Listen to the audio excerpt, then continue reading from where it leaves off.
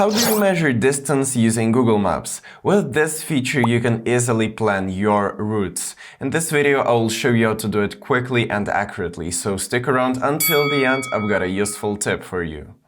First, guys, open Google Maps on your device, simply click on its icon, and afterwards find your starting point. So just simply click and hold it, and open this tab right here by swiping up and click Measure Distance. And a point will be created from which the distance will be measured. You can also add a point which makes the measurement more accurate. Keep adding the points until you reach your destination. With each added point, the total distance will update automatically. So do not forget to account for all turns and corners to get the most precise measurement. So now you know how to accurately measure distance with Google Maps.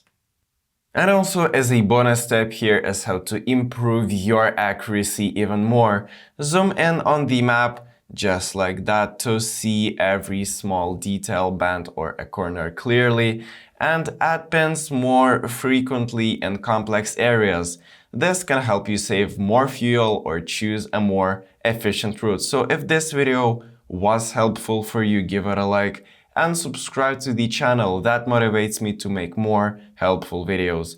Thank you for watching until the end. See you in the next video. Bye!